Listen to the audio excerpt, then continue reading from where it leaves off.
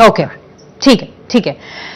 बृजमोहनजी, तुम्ही आता ऐकलेलं आहे की सच्चिदानंद यांनी काय म्हटलं आता, पण या सगळ्यावरती आणखीन एक प्रश्न आहे की जर पक्षाच्या माजी सचिवाला वाटतंय की अध्यक्षपदाची निवडच बेकायदेशीर झाली आहे आणि ही बाब त्यांनी आपल्या नेतृत्वाकडे सांगितल्याचा दावाही केलाय, पण तरीही माध्यमांसमोर मांडली आहे, याचा अर्थ पक्षात काहीतरी संघर्ष पेटलाय का, ज्यामुळे अशा पद्धतीने थेट संवाद साधण्याची, माध्यमांसमोर प्रश्न मांडण्याची पण गरज निर्माण होतीये?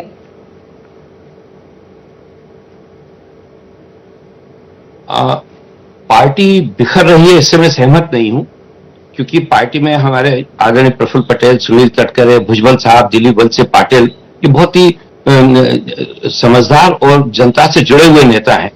तो मुझे नहीं लगता कि इस प्रकार की कोई स्थिति निर्मित होगी।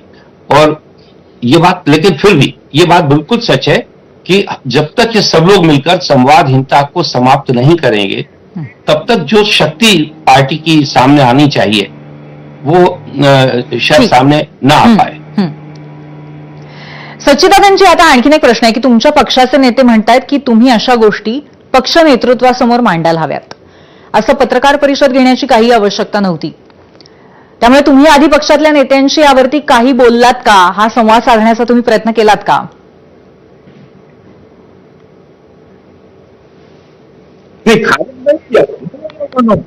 खारिज नहीं किया, टाइम बार हो गया ना। मैं 90 दिन का प्राकृतिक न्याय के तहत मैं चुप था, खत लिख करके। तो जब 19 दिन बीत गए, कोई जवाब नहीं आया, तो मैं समझ गया कि इसको नोटिस हमारे आला कमान के द्वारा नहीं लिया जा रहा है। तो मैं प्राकृतिक न्याय के तहत 3 माह के बाद फिर मैं लीगल नोटिस में गया। खारिज अगर कर दिए होते 2-3 दिन के अंदर, तो मैं उसी समय लीगल नोटिस में चला जाता। लेकिन 90 दिन में इंतजार किया कि जब तक नेचुरल जस्टिस के तहत जवाब शायद आ जाएगा, नहीं आया। तो मैं ये समझा कि जवाब देना नहीं चाहते हैं, या हमारे खत का कोई उनके नजर में वजूद नहीं है, कोई उसमें सीरियसनेस नहीं है, इसलिए जवाब नहीं आया। तब मैंने कोर्ट का दरवाजा खटखटाने के लिए तैयार हुआ हूं कि आप हमको बता दें कि ये चुनाव सही हुआ है कि गलत हुआ है।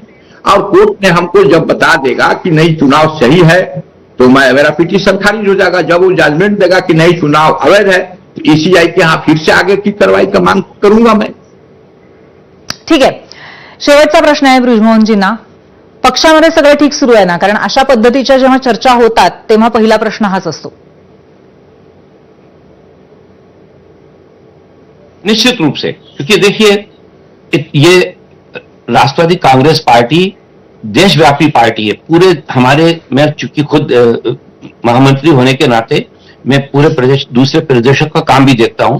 हर देश के हर राज्य में राष्ट्रवादी कांग्रेस पार्टी का संगठन है और बहुत बड़ी पार्टी है ये। तो इसमें अगर संवादहीनता हो जाएगी, नेतृत्व के बीच में अगर आपस में बातचीत नहीं होगी, तो निश्चित रूप से इसका असर राज्यों की जो इकाइयां हैं उन पर भी पड़ेगा।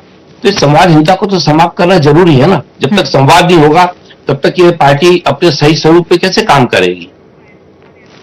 ठीक आहे, धन्यवाद तुम्ही दोघांनी आमच्याशी चर्चा करण्याबद्दल. आणि तुमच्या एकंदरीत बोलण्यातनं हेच लक्षात येतंय की पक्ष नेतृत्वामध्ये संवादाची गरज आहे, त्याची कमतरता तुम्हाला सातत्याने भासतेय. धन्यवाद चर्चा केल्याबद्दल. आणि आता थेट जाऊया पोल सेंटरला, पाहूयात महाराष्ट्राने याच मुद्द्यावरती विचारलेल्या प्रश्नावर कौल काय दिलेला आहे. आजचा आपला प्रश्न होता, सुनेत्रा पवारांच्या राष्ट्रीय अध्यक्षपदाला आव्हान दिल्यामुळे राष्ट्रवादी काँग्रेसमध्ये सत्ता संघर्षाची ही सुरुवात ठरेल का? 22,000 मतं आलेली आहेत. काहीतरी तांत्रिक बिघाड झालेला आहे इथे आपल्या या मतांच्या कौल. 85% लोकांना असं वाटतंय की होय, सुरुवातच आहे सत्ता संघर्षाची, आणि 15% लोक म्हणतायत की असं काही नाहीये. आणि याच अनुषंगाने आमच्या कार्यकारी संपादक सरिता कौशिक आता त्यांची भूमिका सांगतायत. सरिता.